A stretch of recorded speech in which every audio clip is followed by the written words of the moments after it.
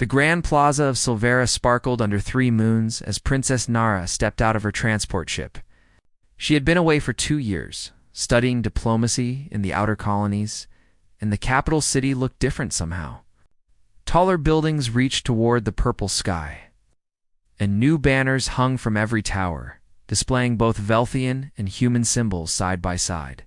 The alliance was still young, still fragile, but it was growing. Nara adjusted her formal robes and walked toward the military ceremony that awaited her presence. As a princess, she was required to attend these events, even though she found them boring. Today was special, though. The ceremony honored the Allied forces who had defended the border colonies from raiders.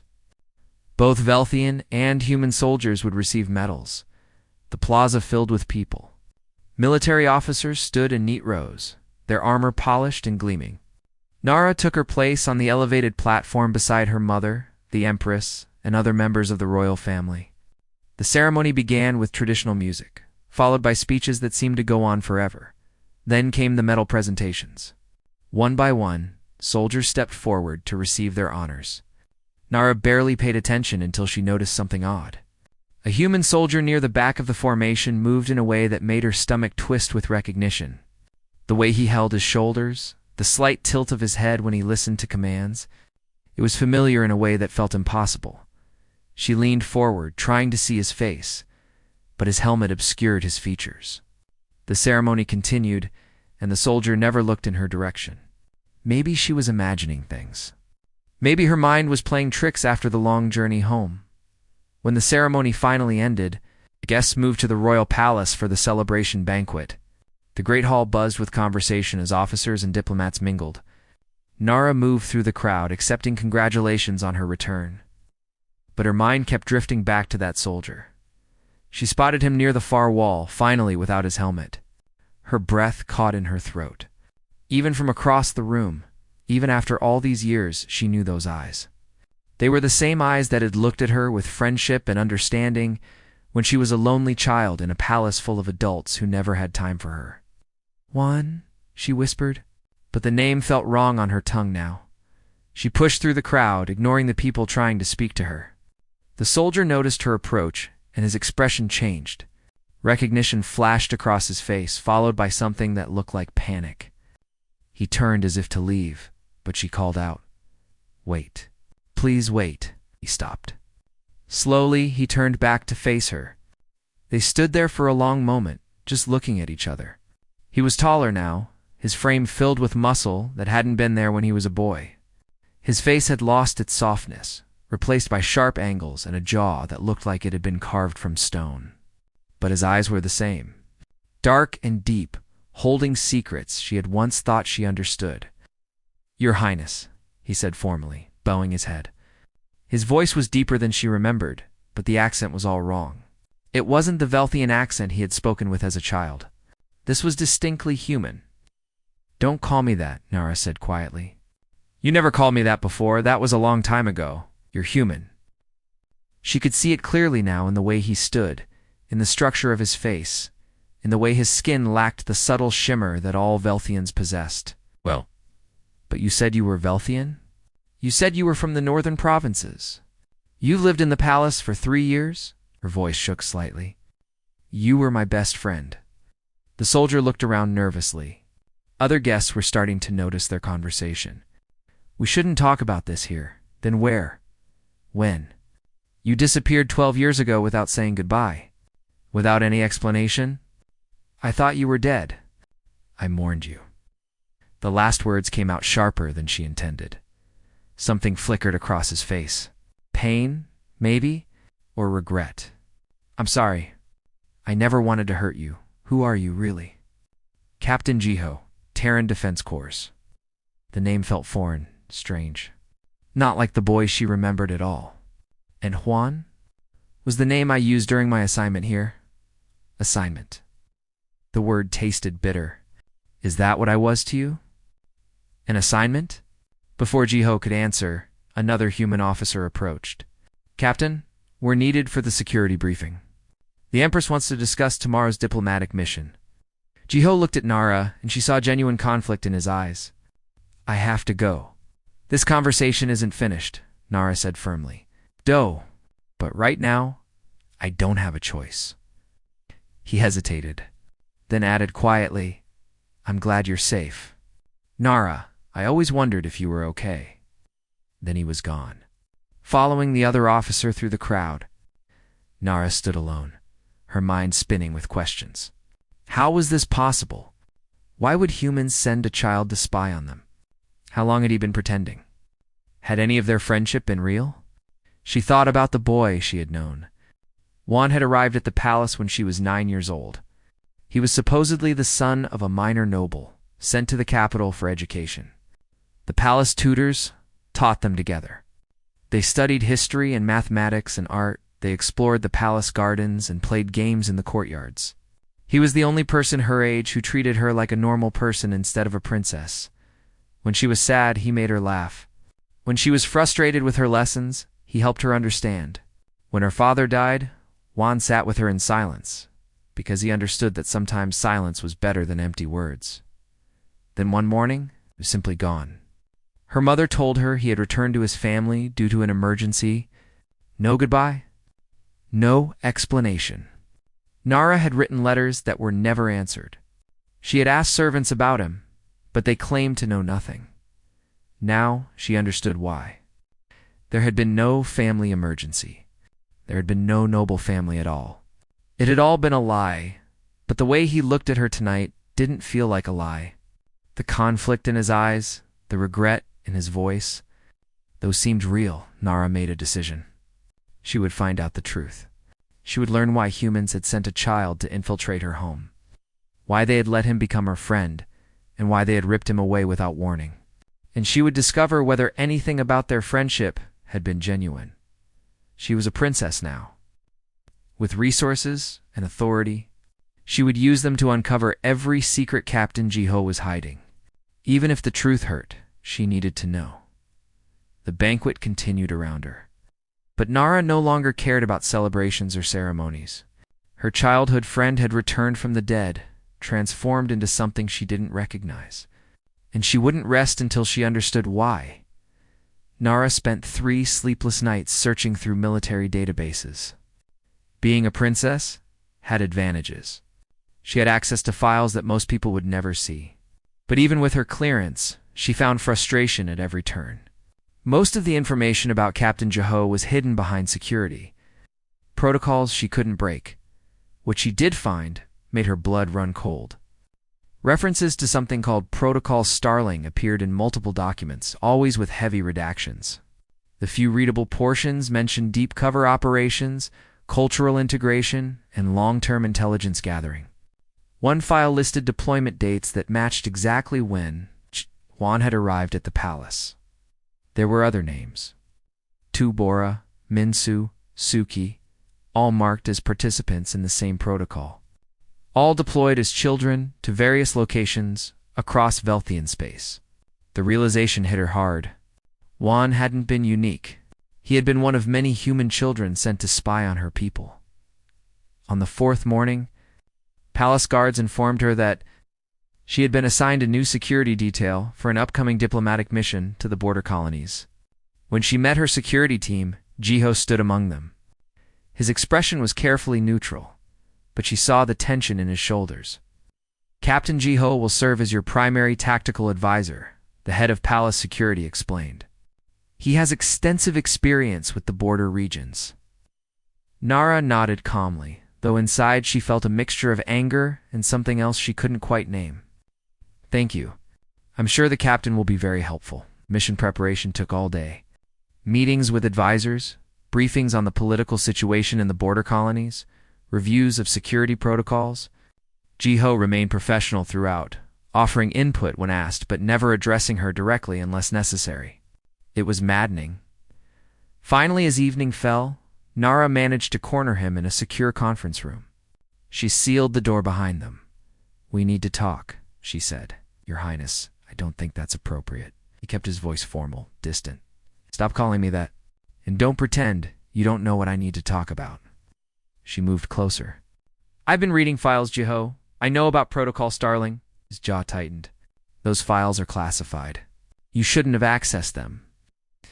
I'm a princess. I can access whatever I want. She pulled out her datapad and showed him the redacted documents. You were sent here as a spy. As a child? How is that even possible? Jiho was quiet for a long moment. When he finally spoke, his voice was tired. Humanity made first contact with your people 17 years ago. We were terrified. The Velthian Empire was vast, powerful, ancient. We were newcomers with primitive technology and no understanding of galactic politics. So you sent children to spy on us? We sent people who could learn your culture from the inside, who could grow up speaking your language perfectly, understanding your customs naturally. Adult spies are easier to detect. Children blend in. That's horrible. It was necessary. He met her eyes. We needed to know if your people would destroy us, if they would enslave us, if they would allow us to exist. We had no way to know except to watch and learn. Nara felt her anger waver slightly. She had never thought about how frightening first contact must have been for humanity. The Velthian Empire controlled dozens of star systems. Earth had barely reached its own moon when they encountered Velthian exploration ships. But why me? She asked. Why did they place you close to the royal family? I was placed in the palace education program. You were just another student to observe. I wasn't supposed to. ... double quotes. He trailed off, looking away. Wasn't supposed to what? Become your friend. Care about you. The words came out quietly. That wasn't part of the mission. But you did. Yes. He looked back at her. You were 9 years old and so lonely? Everyone around you treated you like a precious object, not a person. Your tutors were afraid to correct you. Your servants were afraid to speak freely around you. You needed a friend. So you became one. While spying on my family, while reporting on palace politics. Yes. But Nara, when we were in the gardens, when we studied together, when we talked about our dreams for the future that was real, I wasn't acting then. How can I believe that? How can I believe anything you say? Jiho stepped closer. For the first time since their reunion, his professional mask slipped completely. Because I cried when they pulled me out. Because I asked my handlers every day if you were okay. Because I volunteered to come back here the moment I heard there might be threats against you. Even though my superiors said it was a bad idea, Nara stared at him. Why did they extract you? My handler noticed I was compromised. She saw how much I cared about you. Emotionally compromised operatives are liabilities. They pulled me out and sent me to Earth for deprogramming and retraining. Deprogramming, the word made her sick. They tried to make me forget. To see the mission objectively. It didn't work very well. He smiled sadly. You're hard to forget. Before Nara could respond, alarms blared through the building. Emergency lights flashed red. Jiho's entire demeanor changed instantly, shifting from vulnerable friend to trained soldier in a heartbeat. Stay behind me, he ordered, pulling a weapon from his holster. What's happening? Breach in the compound. Multiple hostiles. He moved to the door, checking the corridor outside. We need to get you to the safe room. They ran through hallways filled with chaos. Palace guards engaged with attackers dressed in black armor. Energy weapons fired, leaving scorch marks on ancient walls. Jiho moved with fluid precision, his weapon finding targets with deadly accuracy. Nara had never seen violence like this up close. The boy she remembered had been gentle, kind, a little clumsy with physical activities. The man protecting her now was something entirely different. He moved like water. Like violence was as natural to him as breathing. They reached a junction where 3 attackers blocked their path. Jiho didn't hesitate. He dropped the first with a shot to the chest, rolled under the second's wild swing, and brought the third down with a strike to the throat. The entire engagement took less than 5 seconds. Keep moving, he said, his voice cold and empty. They made it to the safe room. Heavy doors sealed behind them with a solid thunk. Inside, other palace officials huddled together, frightened but alive. Jiho immediately began coordinating with the guards through his communication device. Nara watched him work. This was what his training had made him. This was what humanity had done to a child. They had taken a boy and turned him into a perfect weapon, but she had also seen the pain in his eyes when he talked about being extracted, the genuine emotion when he admitted he cared about her. Jiho was both things at once, the weapon and the friend, the spy and the boy who had made her childhood bearable. The attack ended within an hour. The hostiles were identified as Krev Dominion insurgents, opponents of the Human-Velthian Alliance. 12 attackers dead, 3 captured. No casualties among palace personnel, though several were injured. After the all-clear signal, Nara found Jiho in the security center, reviewing footage of the attack. "You saved my life," she said. "That's my job now." "Is that all it is? A job?" He looked at her for a long moment. "No, it's never been just a job where you're concerned." "Then help me understand. Help me see the whole picture." Jiho nodded slowly. "I'll tell you everything I can. But you need to be prepared. Some truths are harder than the lies they replace." "I don't care," Nara said firmly. "I spent 12 years not knowing. I'd rather have painful truth than comfortable ignorance." "All right." He pulled up a chair for her. "Then let me tell you about Protocol Starling and what humanity did to survive in a galaxy that terrified us." The investigation began at dawn. Nara and Jiho stood over the body of one of the Krev attackers, studying the equipment he carried. The technology was advanced, too advanced for a simple insurgent group. "Someone's funding them," Jiho said, examining a communication device. "This hardware is military grade, probably sold on the black market, but still expensive." Nara watched him work, fascinated by his efficiency. "Can you trace it?" "Maybe the encryption is tough, but our tech specialists might crack it." He bagged the device carefully. "The real question is why they attacked now. The timing feels deliberate." Over the next few days, they worked together constantly. Nara used her political connections to gather information while Jiho handled the tactical investigation. Slowly, a picture began to form. The Krev Dominion wasn't just opposed to the Alliance.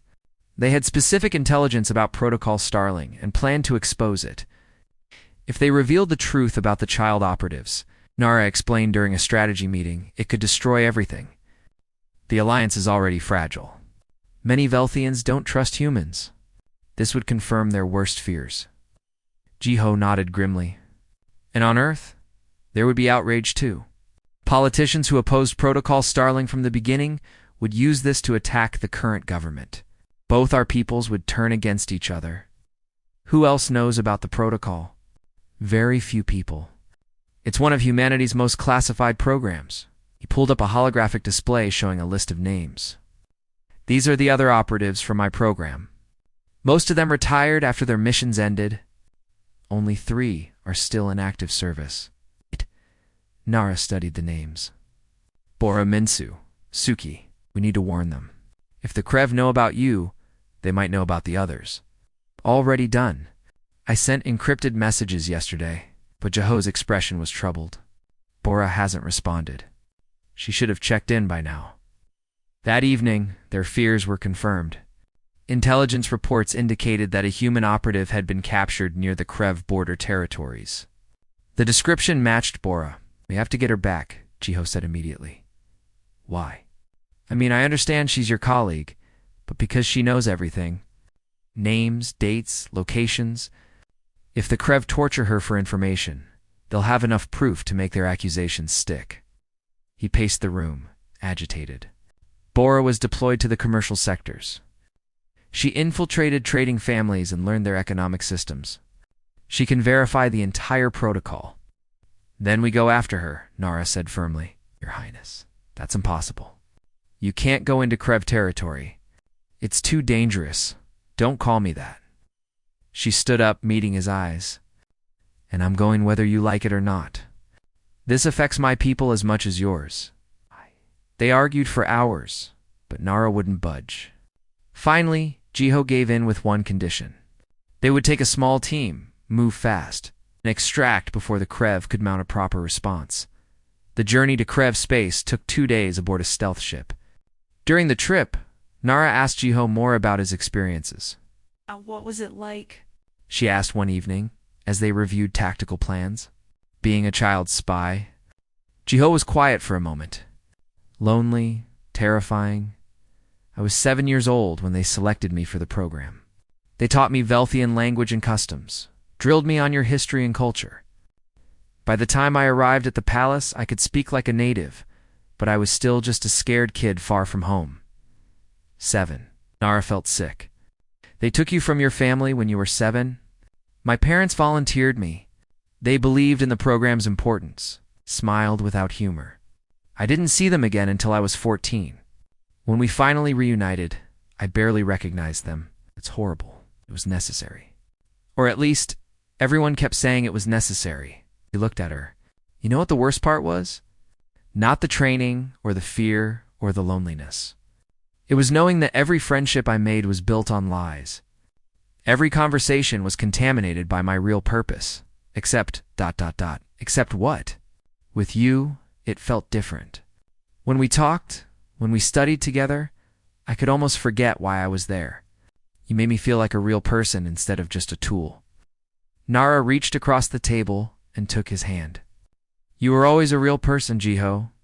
Whatever they trained you to be, whoever they tried to make you, you were always real to me.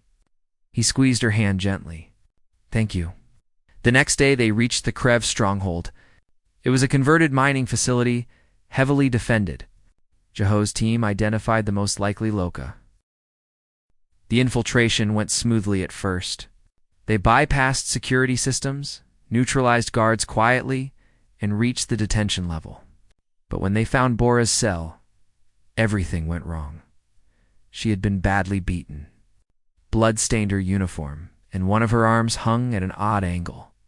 But she was conscious and alert. Jiho, she gasped. It's a trap. They knew you'd come. Alarms blared. Blast doors sealed the corridor. Dozens of Krev soldiers poured in from both directions. Jiho's team fought desperately, but they were outnumbered. One by one, his soldiers fell. Nara stayed close to Jiho, trying not to panic as energy blasts filled the air around them. They retreated to a maintenance room, sealing the door behind them. Jiho worked frantically to override the security systems while his remaining 2 soldiers held the entrance.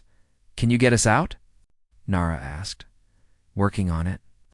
Sweat dripped down his face as his fingers flew across the control panel. Bora leaned against the wall, breathing heavily. They wanted me to talk about Protocol Starling. I didn't tell them everything, but I gave them enough. Names, deployment dates. I'm sorry. It's not your fault, Jiho said without looking up. No one expects you to resist torture forever. They're going to broadcast it. Everything they learned.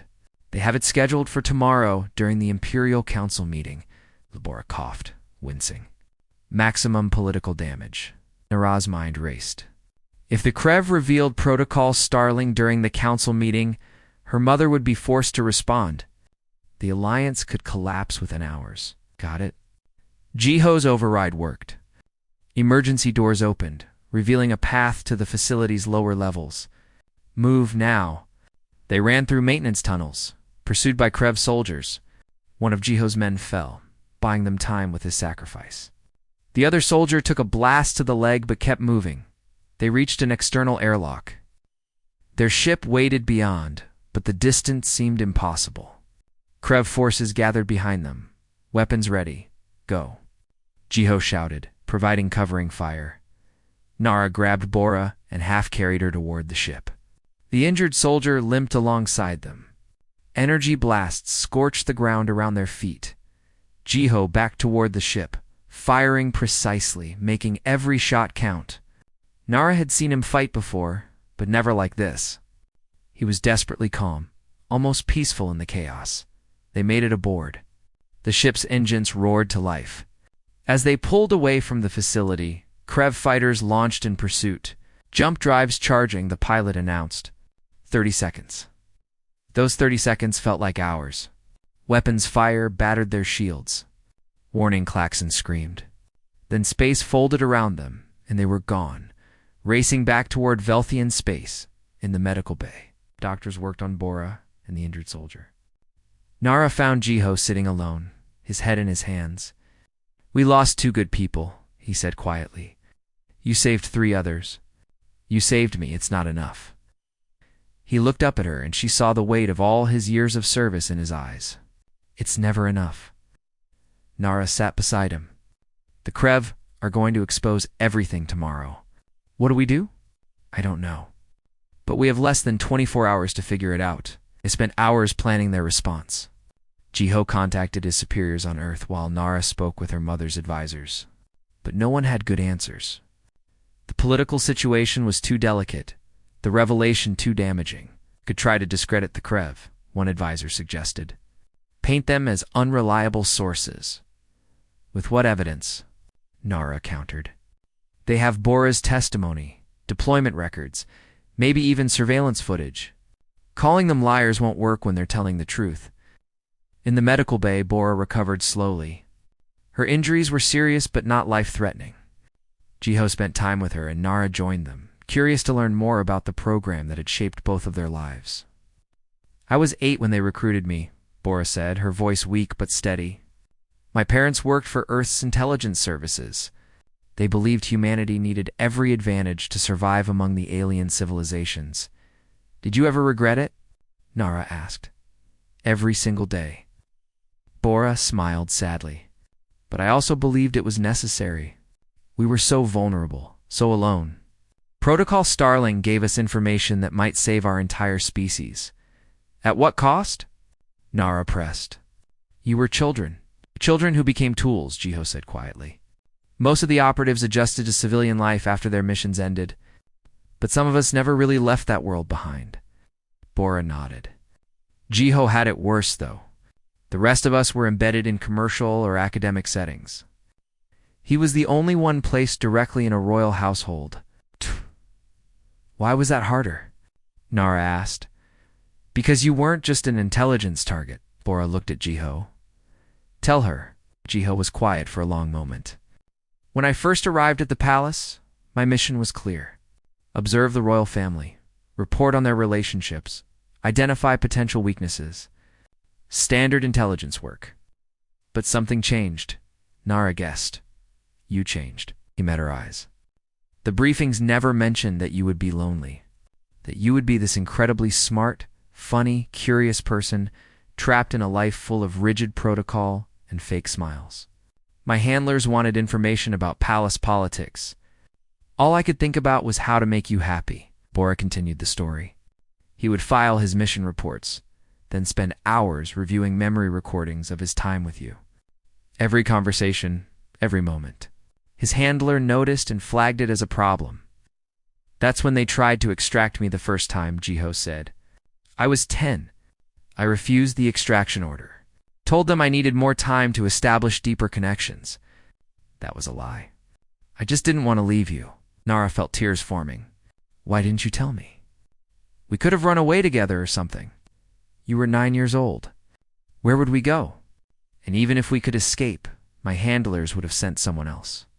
At least while I was there, I could make sure you were safe. He requested 2 more extraction delays, Bora added, each time claiming he needed more time for the mission. His handler Dayan knew the truth, but allowed it because Jiho was producing excellent intelligence.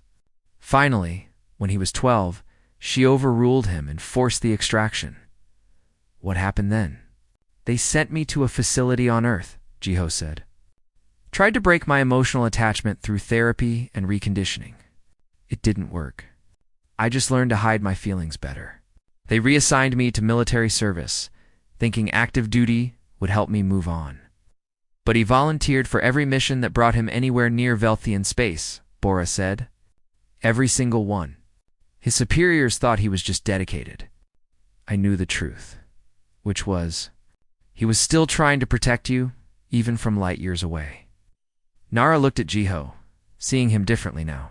Not just the spy who had deceived her, but a boy who had fought against his programming, his training, his entire purpose to hold on to a friendship that mattered to him. When I heard about potential threats to the Imperial family, Jiho said, I pulled every favor I had to get assigned to your security detail. Dahoon warned me it was a mistake. Said I was too compromised to be objective. She was right, but I didn't care. I'm glad you came back, Nara said softly. Their moment was interrupted by urgent news. The Krev Dominion had moved up their timeline. Instead of waiting for the Imperial Council meeting, they were broadcasting their findings immediately. Within minutes, the message spread across Velthian networks. A Krev commander named Vexel appeared on screens throughout the Empire, laying out evidence of Protocol Starling. He showed deployment records, mission briefings, and worst of all, surveillance footage of young Jiho receiving instructions from his handler before being sent to the palace. The images were damning. Jiho, barely 7 years old, repeating Velthian phrases, practicing courtly manners, being taught how to gather intelligence. He looked so small, so young, obviously scared but trying to hide it. "This is what humanity did," Vexel declared. "They sent children to spy on us. They infiltrated our homes, our schools, our families. They pretended friendship while gathering secrets. Is this the ally we want?" The broadcast ended, but the damage was done. Within hours, protests erupted across Velthian worlds. Human embassies were surrounded by angry crowds. The carefully constructed alliance began to crumble. Nara watched the footage again, her heart breaking. "You were just a baby." "I was old enough to do my duty," Jiho said, his voice hollow. "No child is old enough for this." She turned to face him. "This wasn't your fault. They did this to you. I chose to stay with you. Those extraction delays were my decision, because you were a lonely child who found another lonely child. That's not a crime, Jiho. That's just being human." The words hung in the air between them. Being human. That's what Protocol Starling had tried to suppress. The emotional connections, the genuine feelings, the inability to treat people as pure data points. "Earth is recalling me," Jiho said quietly. "There's going to be an investigation. Probably a court-martial. Someone has to take responsibility for the program." "That's not fair. Fair has nothing to do with it." He stood, his movements stiff. "I need to report to my ship. Transport leaves in 6 hours. Wait." Nara grabbed his arm. "You can't just leave. Not like this. Not again. I don't have a choice." "Yes, you do. You always have a choice, Nara. I'm a soldier. This is what soldiers do. We follow orders. We face consequences for our actions, and we don't run away when things get difficult. Even when the system that's judging you is wrong. Especially then." He gently removed her hand from his arm. "Take care of yourself, Princess. Try not to remember me too badly." He walked toward the door. Nara watched him go, feeling helpless and angry. Then Bora spoke up from her medical bed. "You know he cried, right? When they extracted him from the palace." Jiho stopped walking. He was 12 years old, Bora continued. "They brought him to the transport ship. He didn't resist, didn't argue. Just sat in his assigned seat like a good little operative. Then when the ship took off, when he knew he couldn't go back, he cried. Not loud, not dramatically. Just quiet tears running down his face." "Bora, stop," Jiho said. "He reviewed memory files of you every single night for 3 years. Every conversation, every smile, every moment. His handlers tried to delete them as part of his reconditioning. He backed them up to a personal device and hid it. I said stop. And when he heard you might be in danger, he didn't hesitate.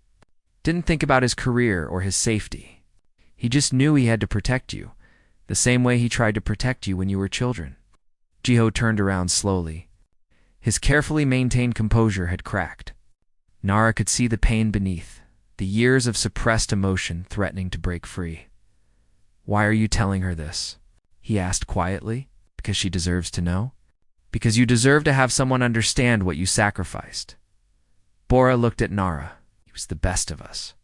The only one who never stopped being human despite everything they did to make us into something else. Nara stood and walked to Jiho. She took his hands in hers. "Don't go. Not yet. Let me help you." "How?" "The evidence is everywhere. The damage is done. Then we face it together. We tell the truth, the whole truth. Not just about the program, but about what it cost. About the children who were turned into weapons. About the boy who tried to hold on to his humanity. That won't fix anything. Maybe not. But it's better than running away. Better than letting them paint this story without our voices. She squeezed his hands. Stay, please. Giho looked at her for a long moment. Then, slowly, he nodded. Okay, I'll stay. The Imperial Council chamber filled with tension. Representatives from every major Velthian world gathered, along with human diplomatic staff and military advisors. The revelation of Protocol Starling had shaken the foundations of the Alliance, and today would determine whether it survived. Nara sat beside her mother, the Empress, watching as speaker after speaker condemned humanity's actions. They called it treachery, betrayal, an unforgivable violation of trust.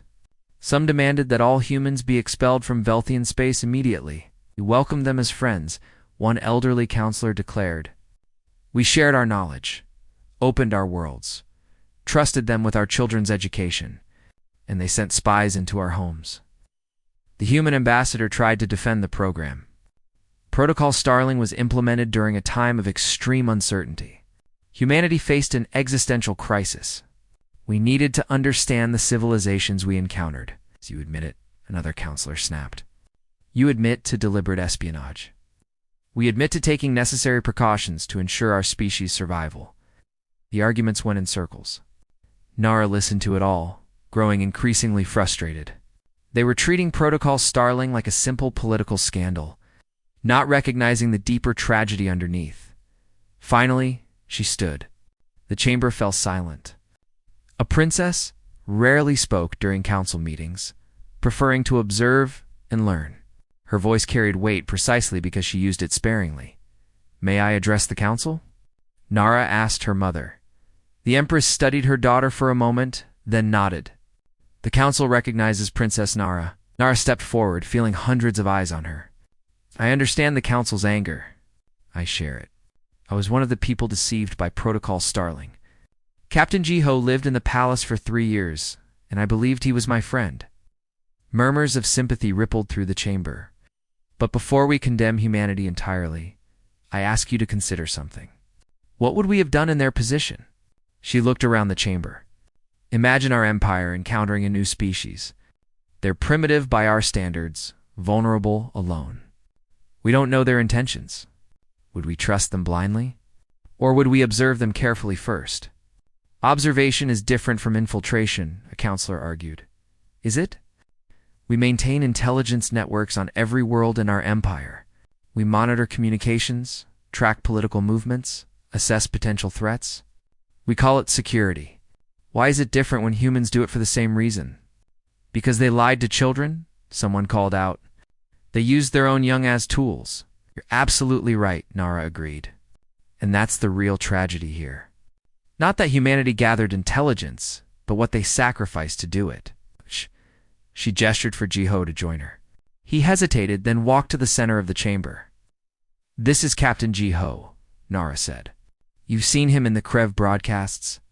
A child operative, deployed at age 7, but those images don't tell the whole story. They don't show the years of isolation, the loneliness of maintaining a false identity, the weight of carrying adult responsibilities before he was old enough to understand them. Giho stood at attention, his face carefully neutral. But Nara could see the tension in his jaw. Captain Giho became my friend despite his mission, not because of it. He delayed his extraction 3 times because he cared about a lonely princess more than his orders. When his superiors finally forced him to leave, he cried, not because his mission ended, but because he lost a friend. She turned to address the council directly. Protocol Starling wasn't a triumph of human cunning. It was an act of desperation by a frightened species willing to sacrifice their own children for survival. Should we condemn them for that? Or should we recognize that humanity's greatest weakness is also their greatest strength? What strength? The Empress asked quietly. Their inability to stop being human. Even in the midst of espionage, even when trained from childhood to be objective observers, they form genuine connections. They care about people they're supposed to see as targets. They choose friendship over duty. Nara looked at Giho. That's why I'm proposing we move forward, not with anger, but with understanding. Yes, humanity spied on us. They also helped defend our colonies, shared their technology, and worked alongside us against common threats. Judge them for all their actions, not just their mistakes. The council erupted in debate. Nara returned to her seat, her heart pounding. She had said what she needed to say. Now the decision was out of her hands. The debate continued for hours. Finally, the Empress called for order. The council will take a recess while I consult with human leadership. We resume tomorrow. That night, Nara found Jiho standing on a balcony overlooking Silvera. The city lights sparkled like stars brought to Earth.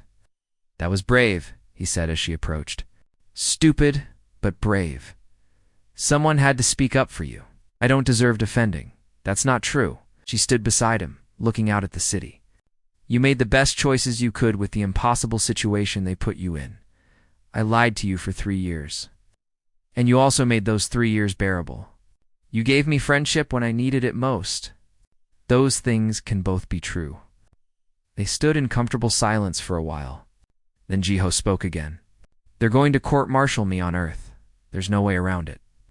Someone has to be held accountable. How no? I'm coming with you. What? No, Nara, you can't. Yes, I can. I'm going to testify on your behalf. I'm going to tell them exactly what I told the council today. It won't change anything. Maybe not. But I'm not letting you face this alone. The next day brought unexpected news. The human government reached out with a proposal. They would fully disclose Protocol Starling's operations, provide all classified files to Velthian authorities, and submit to an independent investigation. In return, they requested that Velthian leadership consider the context of humanity's actions. Additionally, they proposed a joint task force. Instead of operating through espionage, humans and Velthians would work together openly, sharing intelligence and resources to address common threats. It's a good offer, Nara's mother said during a private meeting. But there's a condition. They want you to lead the Velthian contingent of this task force. Me. I'm not qualified. You understand both perspectives? You've seen the cost of secrecy and the value of transparency. You're exactly who we need. The Empress paused. They've requested that Captain Jiho lead the human contingent. Nara felt a flutter of hope. If I accept what happens to Jiho's court-martial, the charges would be suspended pending his service in the task force. It's not a full pardon, but it's a chance for redemption. I accept. 3 weeks later, Nara traveled to Earth for the first time. The journey felt surreal. She was going to the homeworld of the people who had spied on her, to defend a man who had lied to her, to build something new from the ruins of broken trust. The military tribunal was held in a stark room with harsh lighting. Officers in crisp uniforms sat behind a long table, their faces stern. Jiho stood before them, accepting their judgment without complaint. When it was Nara's turn to speak, she told them everything. About the lonely princess and the boy who became her friend. About the sacrifices he made to stay with her. About his choice tea. A return when she was in danger despite knowing it could cost him everything. Your Honor, she concluded. Captain Jiho was a child when you sent him on his mission. He was a child when he chose friendship over duty. He was still practically a child when you extracted him and tried to erase what made him human. If anyone deserves punishment for Protocol Starling, it's the adults who created the program, not the children who were forced to carry it out. The tribunal was silent for a long moment. Then the presiding officer spoke. Captain Jiho, in light of new testimony and the diplomatic situation, this tribunal issues a suspended sentence. You will serve in the joint task force under Princess Nara's leadership. Your conduct will be reviewed annually. Do you accept these terms? Yes, sir. Then this tribunal is adjourned. Outside the courtroom, Nara found Jiho standing alone, looking lost. How do you feel? She asked, confused, relieved, guilty. He turned to her. I don't know if I deserve this second chance. None of us deserve the chances we get. We just have to try to be worthy of them, she smiled. Besides, you're stuck with me now. We're partners. Are you sure about this? Working with me? After everything? I'm sure. She held out her hand. Let's start over. Hello, my name is Nara. I'm a princess who doesn't always follow protocol. And I'm looking for a partner who understands what it means to be caught between two worlds. Jiho looked at her hand, then took it. Hello? My name is Jiho. I'm a soldier who doesn't always follow orders. I'm looking for a purpose that's bigger than my mistakes. They shook hands, and something settled between them. Not forgiveness exactly, but the possibility of it. Not trust yet, but the foundation on which trust could be built. Come on, Nara said. I want you to show me your Earth. The real one, not the version they taught you to present to aliens. It's not very glamorous. I don't care. I want to see where you came from. I want to understand all of you, not just the parts you thought I should see. They walked out of the military facility together, into the bright sunlight of Earth's afternoon.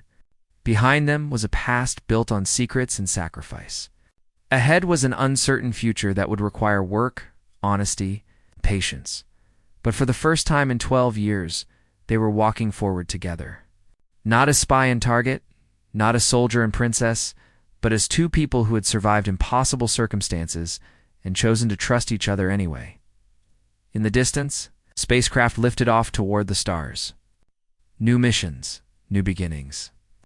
Nara and Jiho would be on one of those ships soon, leading a team dedicated to preventing the mistakes of the past. Do you think we can actually make this work? Jiho asked as they watched the ships climb toward space. I don't know, Nara admitted. But I think we have to try. For all the children like you who got caught in something they didn't choose, for all the friendships that got destroyed by fear and secrecy, we have to try. Then let's try together. They stood side by side, watching Earth's blue skies fade to black as the ships reached orbit. Whatever came next, they would face it as partners. The alien princess and the human soldier, building bridges across the void between stars and the deeper void between hearts that had been broken and were.